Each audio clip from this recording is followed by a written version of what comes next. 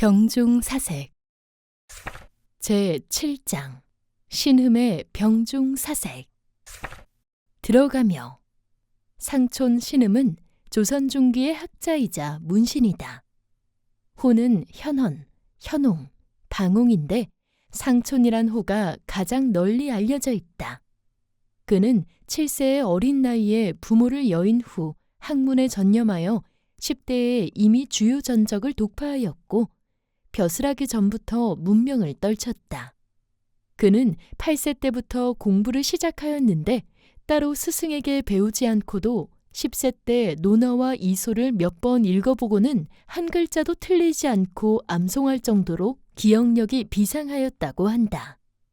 13세에는 역사, 철학, 문학 관련 서적을 폭넓게 읽고 유려하게 글을 잘 지어 명성을 얻었고 14세에는 성리학, 불가, 노장 등 제가와 천문, 지리, 윤력, 산수, 의학까지도 섭렵하였다고 한다. 이와 같이 학문에 몰두한 결과 21세의 나이에 문과에 장원급제하였다. 그러나 장원급제한 뒤에도 실온을 거스른다는 혐의로 변방의 미관말직을 전전하다가 24세가 되어서야 겨우 사관으로 선발되었으나 공교롭게도 이때 중병에 걸려 관직에 나가지 못하였다. 그리고 48세가 되던 해인 광해군 5년에 선조로부터 영창대군을 보필해달라는 부탁을 받은 7신하 중 한 사람으로 지목되어 파직된 뒤 김포의 선산에서 우거하였다.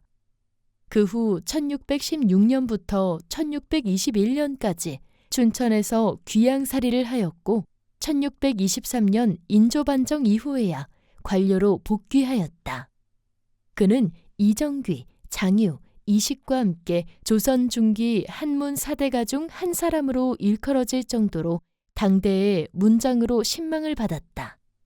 항상 문필과 관련 있는 직책을 겸하였고 외교문서의 제작, 시문의 정리, 각종 의뢰문서의 작성에 참여하는 등 문운의 진흥에 크게 기여하였다고 평가된다.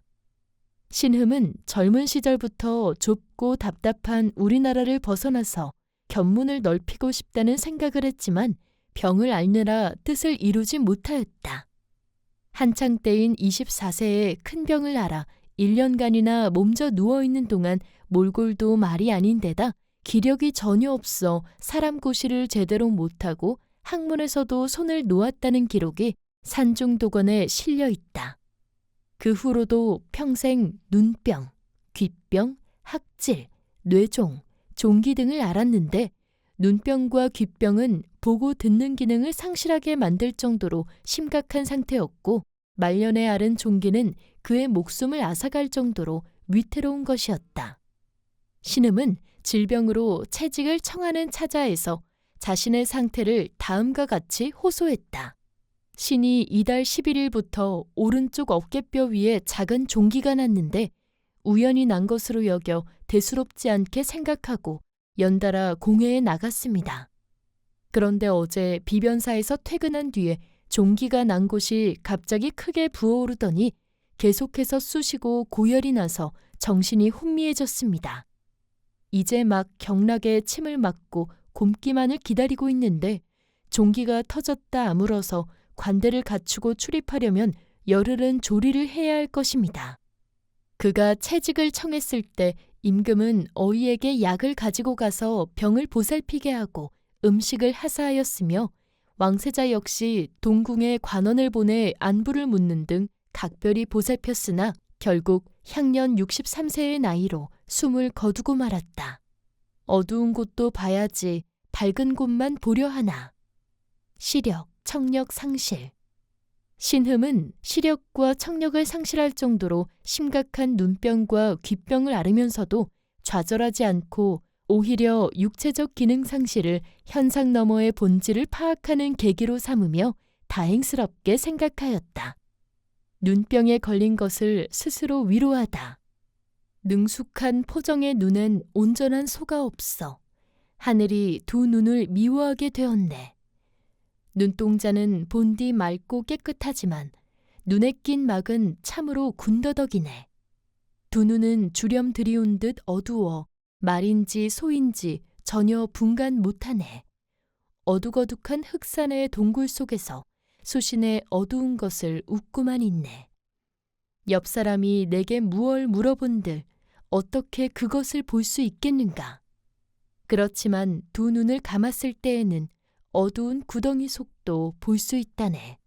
어두운 곳 보는 것도 보는 것이니 어찌 꼭 밝은 곳 보기만을 추구하나.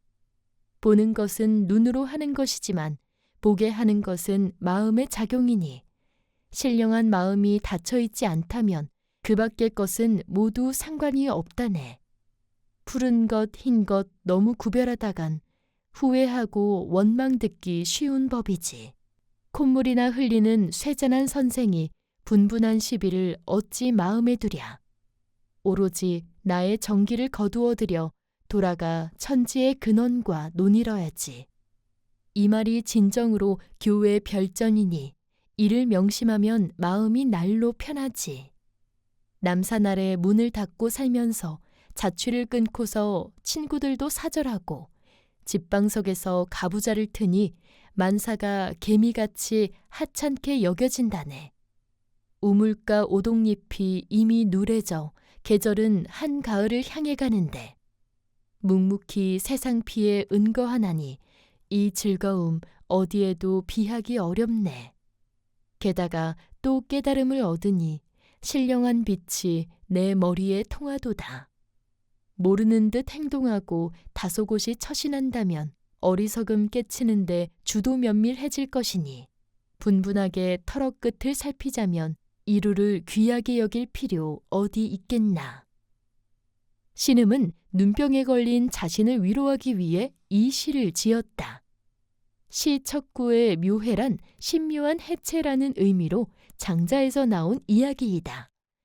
옛날에 소를 도살하던 포정이 처음 소를 잡을 때는 눈에 보이는 것이라고는 오로지 거대한 한 마리의 소뿐이었고 소를 해체하면서 수없이 많은 칼을 망가뜨렸으나 3년 뒤에는 소가 온전한 모습으로 보이지 않아 칼날을 전혀 상하게 하지 않으면서 결에 따라 완벽하게 해체할 수 있었다는 이야기이다.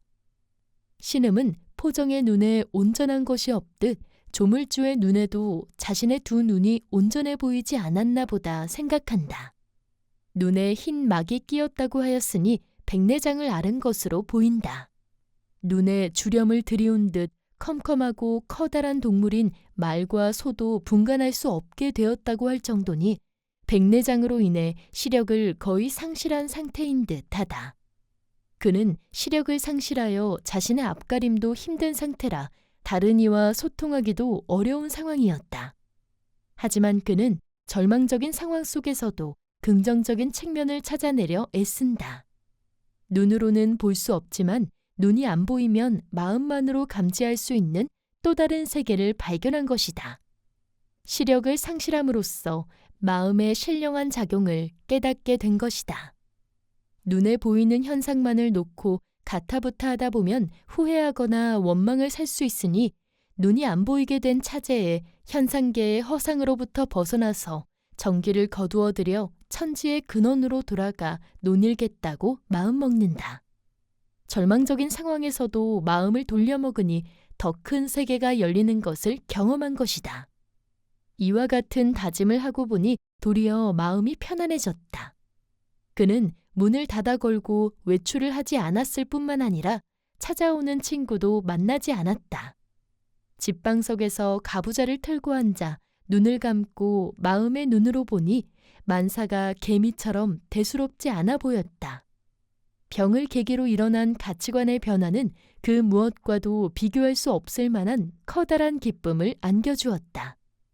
또 신음은 노자의 수컷의 강함을 알면서도 암컷의 유약함을 지킬 줄 알면 모든 신해가 모여드는 천하의 계곡이 된다는 말과 분명하게 알면서도 모르는 것처럼 자신을 지키면 천하의 법도가 된다라는 말에서 유래한 수자와 수흑을 인용하여 아랫자리에 처하면서 남과 다투지 않는 겸손한 덕성을 지니겠다는 각오를 밝혔다. 그는 시력을 상실함으로써 세속의 가치와 육안으로 보는 현상계로부터 벗어나 시비의 분별과 다툼으로부터 자유로워질 수 있는 깨달음의 경지를 도달한 것이다. 신음은 현상을 배제한 본질에 대하여 여러 저술에서 강조한 바 있다. 색도 떠나고 경계를 벗어나야 신에 대해서 말할 수 있다.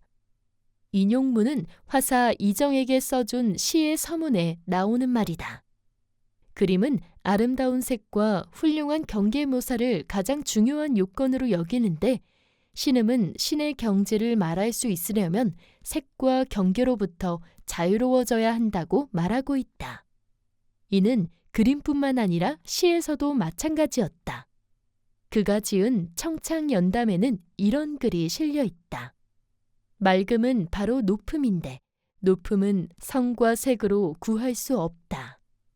신은 반드시 소리가 없는 소리와 색이 없는 색을 얻어야 맑고 밝으며 단박하고 투명하여 경계가 나의 정신과 혼연일체가 되고 나의 정신이 붓에 응하여 표현되어야 야호선과 같은 외도에 빠지지 않을 수 있다. 신은 청아한 것이 최고의 경지인데 이는 소리와 색으로 추구할 수 없다는 내용이다.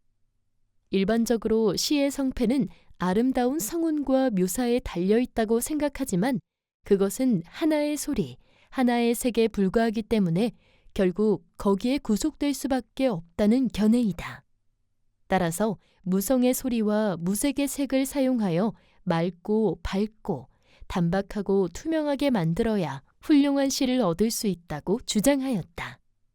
야호선은 불교 선종에서 아직 깨닫지 못했으면서 망령되게 자신이 깨달았다고 말하면서 사악하고 편벽된 곳으로 흘러들어가는 자를 기롱할 때 사용하는 말이다. 그렇다면 무성의 소리와 무색의 색이란 무엇인가? 이에 대해 신음은 현홍설에서 다음과 같이 말하고 있다. 세상에 색이 있는 것은 무늬가 있고 무늬가 있는 것은 채색이 있습니다. 그런데 오직 현만은 색이 없습니다. 색이 없기에 무늬가 없고 무늬가 없기에 채색이 없습니다. 그러므로 물들여 검게 만들 수도 없으며 표백하여 하얗게 만들 수도 없습니다. 깊고도 깊으면서 꾸밈이 없고 두텁고도 두터우면서 질박하며 하나로 뭉쳐져 분별해낼 수 없습니다. 그러니 이는 지인의 지킴과 비슷합니다. 듣는 것이나 보는 것을 거둬들여 두루뭉술하여 있는 듯도 하고 없는 듯도 하나 여기에는 천지 만물 본연의 기운이 감추어져 있습니다. 이것이 제가 생각하는 현이라는 것으로 모든 묘리의 문이라 하겠습니다. 위의 글은 신음이 자신의 호를 현홍이라고 칭한 이유를 밝힌 것으로 현은 어떠한 색도 없기 때문에 무엇으로도 물들일 수가 없고 매우 깊고 두텁고 광대하여 인지할 수가 없으며 만물의 근원에 해당하는 에너지를 간직하고 있다고 하였다. 그는 시력을 상실하면서 눈으로 감지할 수 있는 색의 세계를 배제하고 마음으로만 인식할 수 있는 현의 경지를 추구하였던 것이다. 시력을 상실하면서 마음의 눈을 얻었듯이 신음은 귓병을 앓으면서도 큰 깨달음을 얻었다. 귓병에 걸려 휴가를 청하다. 중년에 들어서 수많은 병이 몸을 침범하더니 귀마저도 어두워져 제 구실을 못한다네. 귀 먹는 것이 해될 게 뭐냐 말하지 마라. 절하고 일어나는 것도 남들처럼 못한다네. 연작시의 첫 번째 작품이다. 귓병은 듣는 기능을 상실하게 하여 이를 제대로 처리할 수 없게 만들었다. 사람들은 귀 먹은 것이 일하는데 무슨 방해가 되겠냐고 하지만 스스로 자신의 상태가 관직을 맡기에 어렵다는 것을 안다. 겉으로는 멀쩡해 보여도 귓병은 그의 삶을 송두리째 바꿀 정도로 심각한 것이었다. 태평시대에 무능하면서 일품벼슬인 이 몸, 천성이 졸렬한 데다 게으름이 몸에 배었네. 지금껏 살아오면서 그저 얻은 거라곤 남에게 부끄럽지 않은 마음 하나뿐이네. 연작시의 두 번째 작품이다. 신음은 자신을 되돌아보았다. 그는 일품이라는 최고의 지위에까지 도달하였지만 능력에 걸맞지 않다고 생각하였다. 스스로를 평가해보면 천성적으로 능력이 뛰어나지도 못하고 겉보기와 달리 실상은 게으름뱅이에 불과하다. 그래도 여지껏 살아오면서 한 가지 자부할 수 있는 일은 남에게 부끄럽지 않은 마음을 가지고 있다는 것이었다. 꽃이 피고 지는 것을 변화에 맡겨두니 그 모두가 봄바람 조화 속에 달려있네. 노년에 문 닫고서 공물을 보지 않고 녹음 짙은 곳에서 매미 소리를 듣네. 연작시의 마지막 수이다. 꽃은 때가 되면 피고 때가 되면 지니 모두가 자연의 이치대로 따르는 것일 뿐이다.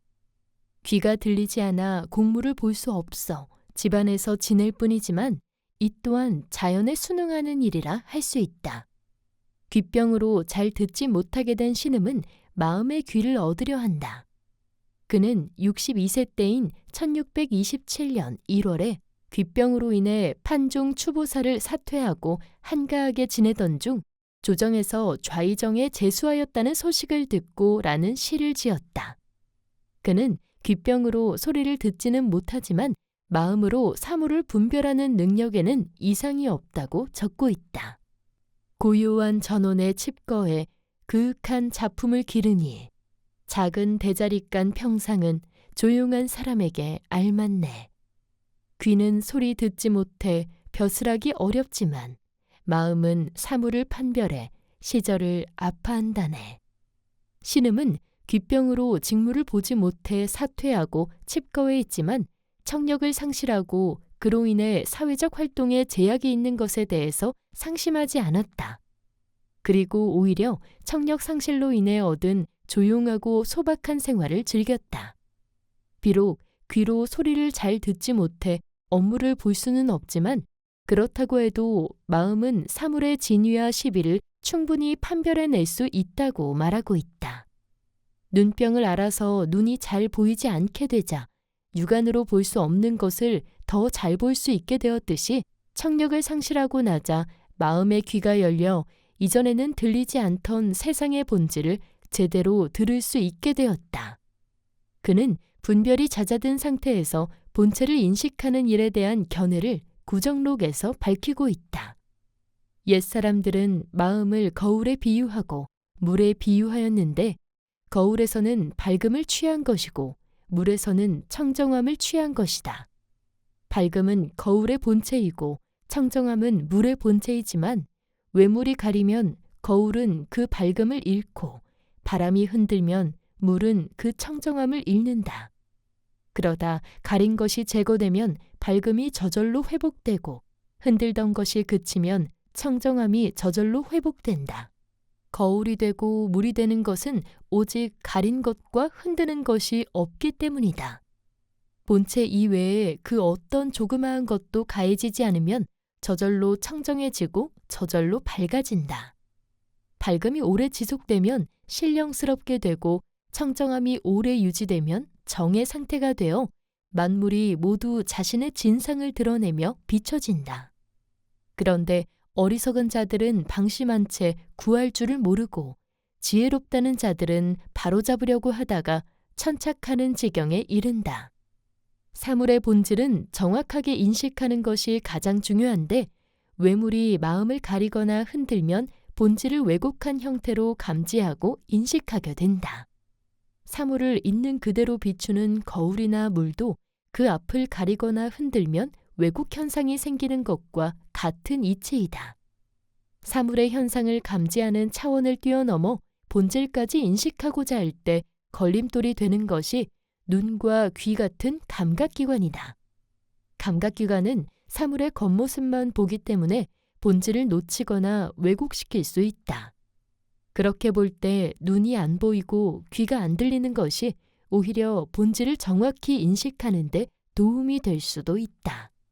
신음은 가장 중요한 감각 기능인 시력과 청력을 상실하였지만 오히려 이런 상황을 현상을 넘어서서 본질을 정확하게 인식하는 계기로 삼았다. 그에게 병은 사물의 본질에 더 가까이 갈 수 있게 해주는 선물 같은 것이었다. 관을 벗지 않으니 머리에 병이 나지. 학질, 뇌종. 학질을 앓고 누워서 읊다. 높은 나무에 매미 울고 거리엔 비 겠는데 병을 앓느라 인사를 전혀 챙길 수 없네. 파초 그림자 고요하고 옅은 구름 흘러가니 자리에 누워서 서호 팔경도를 감상하네. 신음은 학질로 인해 아무 일도 하지 못하고 누워서 무덥고 더딘 한여름날을 보내고 있었다. 이 시를 지은 시기에 서호 경도발이라는 글을 쓴 것으로 볼 때 이때에 누워서 서호 팔경도를 감상한 듯하다. 서호는 중국 항주부 서쪽에 있는 둘레가 30리쯤 되는 호수이다. 주위 산천이 수려하고 풍경이 아름다워 당나라 이후로 손꼽히는 명승지가 되었다. 신음은 이곳의 경치를 담은 그림을 감상하는 것으로 지루한 시간들을 이겨냈던 것 같다. 번갈아 드는 오한과 발열로 아무 일도 할 수 없는 상태였지만 그림 속에 담긴 서호의 풍경들은 잠시나마 병을 잊고 마음의 평정을 찾게 해주었다. 그는 병중에도 한가로운 정취를 즐기려고 애썼는데 뇌종을 앓으면서 지은 다음의 시에서도 그런 모습을 찾을 수 있었다. 뇌종은 뒷머리에 종기가 생긴 병을 말한다. 이민년에 뇌종을 앓다. 문을 닫아 걸면 바로 은자가 되니 한가로움을 얻어서 즐길만 하다네. 먼지 낀 갓을 진작 벗어걸지 않았으니 머리에 병이 걸리는 것도 당연하다네. 신음이 37세 때인 1602년에 지은 시이다. 그는 오위 도총부 부총관으로 재직하다가 머리에 종기가 나자 휴직을 하였다. 그는 뇌종에 걸려 출근하지 못하고 누워 지내면서도 병으로 인한 고통에 괴로워하지 않고 한가함을 즐길 수 있는 것에 만족스러워하고 있다. 그는 오랫동안 갓을 쓰고 있었으니 머리에 병이 걸리는 것도 당연하다고 말하고 있다. 병이 걸린 원인을 과거 급제 후 계속된 관료 생활에서 찾은 것이다.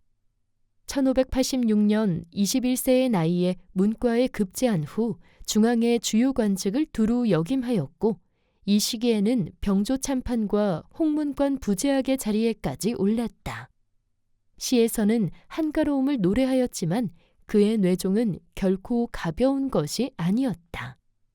시는 본래 쇠잔하고 병든 사람인데 초봄부터 오랫동안 앓아온 감기가 편두통과 귀가 들리지 않는 증상으로 바뀌었습니다.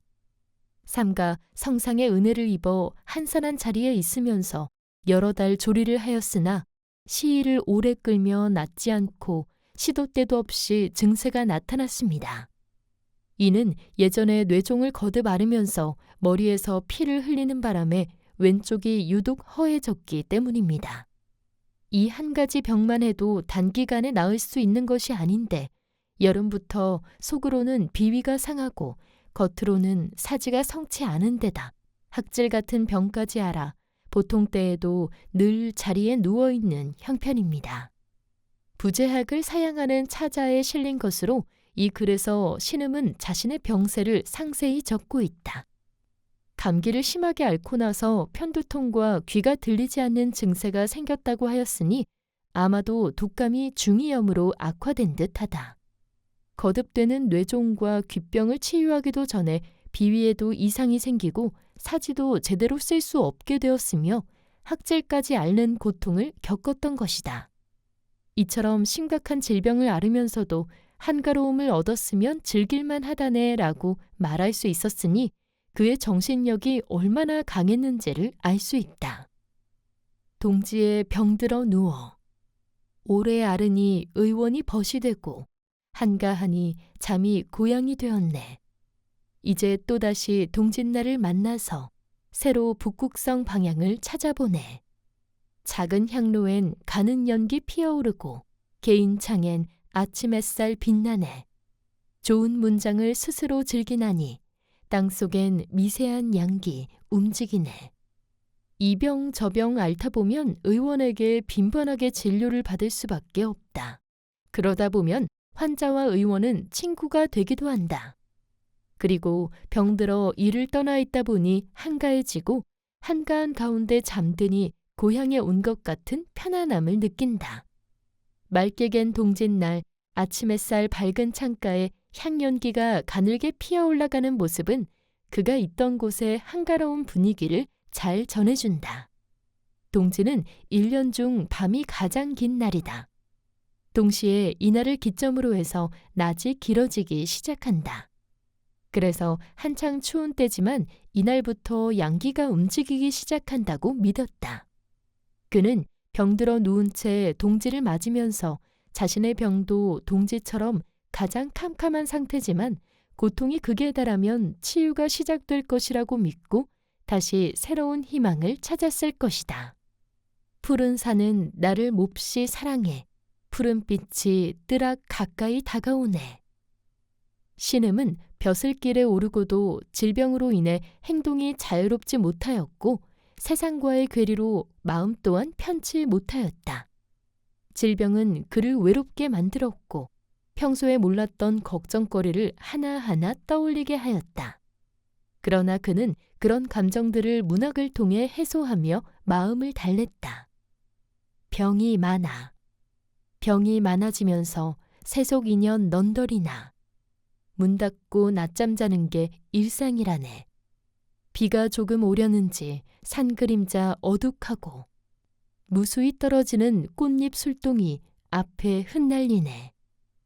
병이 들면 모든 것이 성가시게 느껴진다. 신음은 이런저런 병을 자주 앓다 보니 세상 인연에 실증이 났다. 세상과 어울리지 않으면서 할 수 있는 일이라곤 문을 닫아 걸고 낮잠을 자는 것뿐이었다. 공무에서 물러나다. 병을 많이 앓다 보니 병가도 많이 쓰지만 집에 있는 것이 바로 도의 거처함이네. 저녁에 서늘한 기운은 초목에서 나오고 가랑비는 검은고와 책을 눅눅하게 만드네. 자신을 위한 계책이 졸렬해 부끄러울 뿐 세상과 소원해진다고 나쁠 것이 뭐 있으랴. 푸른 산은 나를 몹시 사랑해. 푸른 빛이 뜨락 가까이 다가오네. 병 때문에 몸조리를 하느라 병가를 써 집에 있는 날이 많았던 신음은 집에서 쉬는 것이 바로 도에 거처하는 일이라 말하며 스스로를 위로하였다. 병 때문에 출근도 못하고 있으니 자기 관리를 제대로 하지 못해 부끄러울 뿐이지만 세상과 떨어져 지내는 것도 나쁘지는 않다. 그는 청산이 자신에게 아낌없이 보내주는 푸른 빛을 만끽할 수 있는 것에 만족했다. 하지만 병으로 인해 세상과 단절된 고독한 심경을 시에서 표출하기도 했다. 청음의 시에서 차운에 짙다. 병든 요즘 조정에 게을리 나가면서 집에만 있다 보니 세상 인연도 사라지네. 대궐에 나아가 수많은 계책을 올리지 못하고 짧아진 머리로 센 귀밑털에 공연히 놀라네. 가을 푸른 섬돌 위에 자라나 돌길까지 덮고 골짝 구름해를 가려 저물녘 산이 아득하네. 꿈속엔 소나무와 개수나무가 의연히 있는데 언제쯤 긴 노래 부르며 골짝에서 나무할까. 청음은 김상헌의 호인데 신음은 같은 서인으로서 서로 교유가 깊어 시를 자주 주고받았다. 병가를 얻어서 집에서 쉬다 보면 점점 더 게을러져 출근하기가 싫어지고 집에서 나가지 않다 보면 인간관계가 더욱 소원해진다. 질병과 경무에 시달리다 어느덧 노쇠해버린 자신의 모습을 보니 놀랍기만 하다. 가을 풀이 섬돌 위에 자라나 돌길까지 덮었다는 구절에서 찾아오는 이가 없음을 알 수 있다. 아무도 찾아오지 않는 하루가 또 지나가고 골짜기에서 피어오른 구름이 해 저무는 산에 자욱하다. 병이 나아 전처럼 골짜기에서 노래하며 나무할 날이 왔으면 좋겠다고 생각하지만 그날이 언제가 될지는 기약할 수 없다. 감회. 근래에는 점점 벗이 적은 것이 즐거워지고 늙어가면서 오직 무덤 구할 생각뿐. 산 밖으로 나가 원대한 뜻 펼치지 않음은 병이 많아 시름도 많아서라네. 뜰에 고요한 괴목 그림자가 마음에 쏙 들고 간간이 들리는 골짜기 새소리에 분위기가 더욱 그윽해지네. 인간 세상 6월 더위 겁내지 말지어다. 오사모 베옷으로 누각에 정이 기대어 있네. 오래 병을 앓다 보면 외로움에도 적응이 된다. 처음에는 친구들이 점점 줄면서 고립감을 견디기 힘들었으나 점차 이러한 상황을 즐길 수 있게 되었다. 그리고 세속적 욕망도 사라지고 유일하게 생각하는 것이라고는 자신이 죽어서 들어갈 무덤자리뿐이었다. 세상에 나아가 뜻을 펼치는 것도 좋지만 그렇게 하지 않는 것은 병이 많아지면서 시름도 많아졌기 때문이다. 그래도 자연 속에서 더위를 잊고 지내니 아무 욕심 없이 한가하게 지내는 이런 생활도 그런대로 마음에 든다. 열흘 동안 병으로 누워있느라 두견화가 핀 줄도 몰랐다. 친구들이 오지 않아 검은고와 술도 끊었는데 근심과 병이 번갈아 덤벼 머리털이 새었네. 문 닫고 누운 열흘 사이 봄 기운이 완연해져 작은 뜰엔 두견화가 활짝 피었네. 신음이 병으로 열흘 이상을 앓으면서 느끼는 것 중 하나는 고립감이었다. 병으로 누워있어 친구들이 찾아오지 않다 보니 자연히 친구들과 함께 검은고를 타거나 술을 마시는 취미도 접고 지내게 되었다. 근심은 병이 되고 병은 또 다른 근심을 만든다. 그러는 사이 몸은 노쇠해질 수밖에 없다. 그러나 근심스럽고 아프고 노쇠한 가운데서도 정원의 두견화가 어느새 모두 피어있는 것을 보게 되었다. 수심과 질병으로 노쇠해가는 동안 계절의 변화도 이어졌다. 그가 질병을 앓고 늙어가는 것 또한 봄이 깊어져 두견화가 활짝 피는 것과 같은 순리임을 깨닫는다. 봄의 느낌을 읊어 어떤 이에게 주다. 병든 몸 꽃샘추위 겁나 문 밖을 못 나서는데 떨어져 쓸쓸히 지내니 배나 더 넋이 나가네. 봄빛은 그래도 세상 인정과는 달라. 한가한 일을 먼저 찾아 작은 정원에 들어왔네. 6편의 연작시 중 넷째 수이다. 한겨울은 지나갔지만 꽃샘추위에 감기라도 걸릴까 겁이 나서 문밖 출입을 하지 못한다. 친구들의 왕래도 뜸해져 넋이 빠진 사이 따사로운 봄 햇살이 마당에 들어온다. 병들었다 하여 발길을 끊고 오지 않는 사람들과는 달리 아무렇지도 않게 마당에 찾아온 봄빛이 손님처럼 반갑고 고맙게 느껴진다. 때를 어기지 않고 찾아오는 자연의 모습이 변화무쌍한 인정세태와 대조되며 작가의 쓸쓸함을 더욱 선명하게 드러낸다. 열흘 넘게 앓으며 달팽이처럼 칩거하는 곳, 문과 골목 쓸쓸한 곳이 처사의 집이라네. 지난 밤새 봄비가 한치나 흠뻑 내렸기에 작은 뜰의 자당화에 새로 물을 대주었네. 연작시의 5째 수이다. 병으로 열흘 넘게 누워있다 보니 자신의 집뿐만 아니라 골목까지도 쓸쓸해 보인다. 그와 같은 외로움은 병든 시인의 감수성을 한껏 끌어냈다. 신음은 밤새 흠뻑 내린 봄비로 자신의 정원에 심어놓은 자당화에 물을 댈 수 있게 되었음을 다행스럽게 여긴다.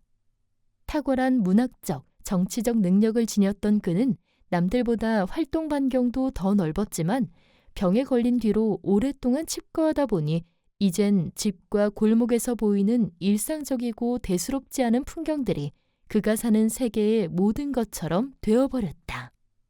시절이 위태로워 일마다 뜻대로 되지 않고 몸이 병들어 해마다 오랫동안 문을 닫고 사네. 괜한 시름은 끝이 없어 우두커니 서니 연기 거친 교목은 황혼을 맞고 있네. 연작시의 6째 수이다. 관료였던 신음은 병으로 칩거해 있으면서도 세상사에 대한 근심을 끊지 못하였다. 몸이 아프다 해서 태평하게 몸조리만 할 수 있는 신분이 아니었다. 시절이 위태로워 매사가 자신의 생각대로 되지 않는다는 것을 알지만 병든 몸으로 집 밖에 나가지도 못하기에 무언가를 할 수도 없는 처지이다. 해야 할 일이 있는데 할 수 없다는 무력감에서 수심은 꼬리에 꼬리를 물고 끝없이 이어진다. 어느덧 하루가 다가 뉘엿뉘엿 황혼이 지는 것을 바라보며 그저 우두커니 서 있을 뿐이다. 병으로 사직하다. 한 번 걸린 병이 어느덧 열흘을 넘겨 성 남쪽 집에서 문을 닫아 걸고 사네. 이미 어지러운 공무가 없어졌기에 평상시의 기거가 꽤 여유롭네. 안석에 기대면 바로 산을 마주보고 창문을 열면 성곽을 비스듬히 둘렀네. 동산 안의 나무 67그루는 장막과도 같이 푸르게 우거졌네. 도서는 옛 것과 요즘 것이 뒤섞여 수백 권 가까이 서가에 꽂혀 있네. 때때로 고독한 홍취를 드러내어 소유하면서 번다한 근심을 풀고 멀건 가깝건 지팡이 끌고 다니며 채소에 물 주고 약초도 심는다오. 좋은 경치 만나 한가히 붓을 들면 아름다운 시가 신앙에 가득 찬다네. 피곤해서 높이 베개 베고 잠자면 나른하게 어느덧 저녁이 되나니 북쪽 창 아래서 희황을 자칭하던 도연명이라 해도 부러울 것이 없네. 형체를 잊고 무력도 잊었거늘 어찌 다시 영고성쇠를 논하랴. 마음이 편하면 몸도 펴지나니 그 광대함을 누가 속박하리요. 세상 사람들을 보노라면 기름이 다투어 불에 타는 격인데 달팽이 뿔에서 끝내 무얼 얻을까. 지금 일이 도리어 예전 일과 같네. 통달한 이는 은미할 때 아는 것을 귀히 여겨 기미를 먼저 알고 굳건히 지키지. 마음이 순수한 이에게 말을 전하노니 처신을 할 때는 선택할 바를 살피시오.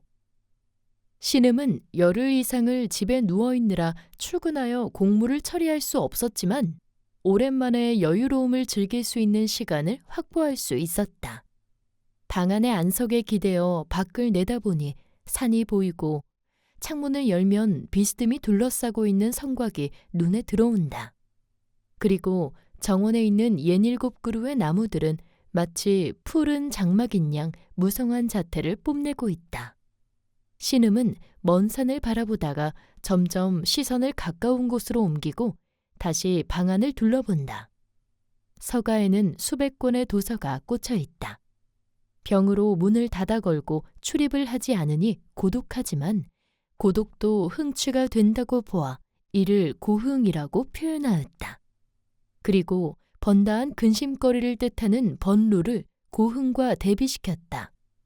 그는 병중에나 느낄 수 있는 고흥을 마음껏 느끼며 번다한 근심을 해소하였다. 그는 먼 곳이든 가까운 곳이든 지팡이를 짚고 산책을 하였고 손수 채소에 물을 주고 약초를 심었다. 그러다가 아름다운 경치를 만나면 붓을 들어 시를 썼다.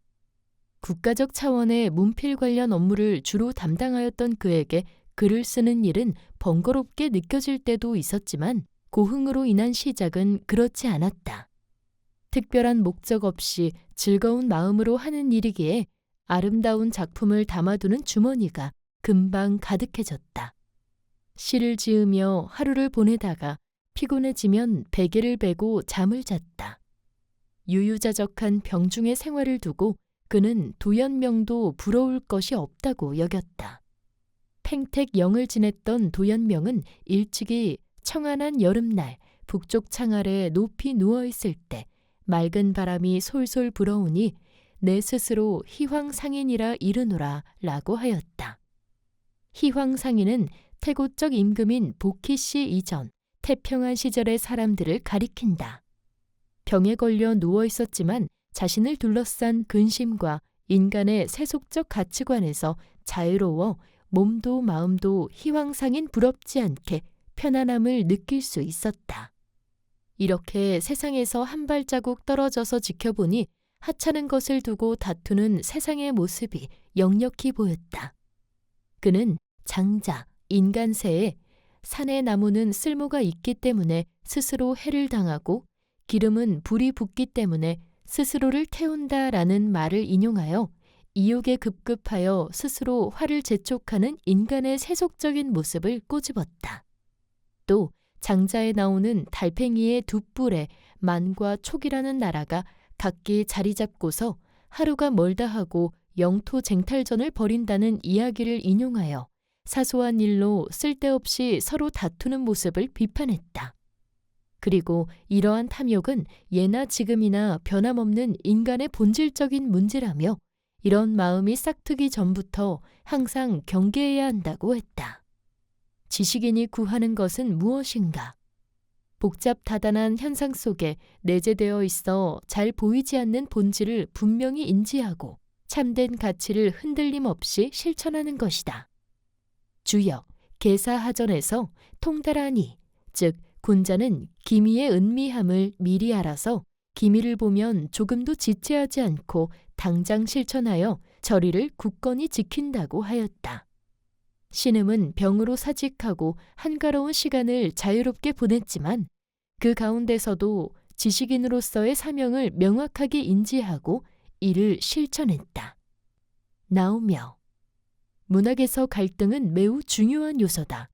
이는 문학을 창작하는 주체인 인간이 본래부터 갈등하는 존재이기 때문이다. 유교적 관념에 영향을 많이 받은 조선의 한시는 주로 온유돈후한 품격을 지향하였으며 갈등이 유출되는 것을 극도로 경계하였다. 그럼에도 불구하고 갈등을 다룬 주제들이 있었는데 이 가운데 대표적인 것이 질병에 관한 것이었다. 창작 행위를 통해 몸과 마음의 고통을 표출함으로써 병으로 인한 마음의 갈등을 해소한 것이다. 신음은 어렸을 때부터 뜻대로 출입을 하지 못할 정도로 심한 질병을 앓다가 생을 마감하였으니 질병은 그의 삶에서 큰 비중을 차지했다고 할 수 있다. 안질, 귓병, 독감, 학질, 뇌종, 종기들을 앓았다고 하니 그의 말대로 늘 자리에 누워있는 형편이었던 것이다. 신음이 각종 질환을 겪으면서 쓴 시에서 그만의 독특한 사고를 살펴볼 수 있다. 그는 시력과 청력을 상실한 고통과 좌절감을 토로하고 마는 것이 아니라 병으로 인해 본질을 인식할 수 있는 능력을 얻게 된 것을 다행스럽게 여겼다. 또 꼼짝없이 누워있을 수밖에 없는 학질이나 뇌종을 앓을 때에도 오히려 한가로운 시간을 얻게 된 것을 다행스럽게 여기며 그러한 상황을 즐기기까지 하였다. 이는 병중에도 평정심을 잃지 않았기 때문에 가능한 것이었다. 그는 오랜 투병 속에서 느낀 고립감과 괴리감을 흥으로 전환시켰는데 그 흥은 다시 병중의 번뇌를 해소하는 힘이 되었다.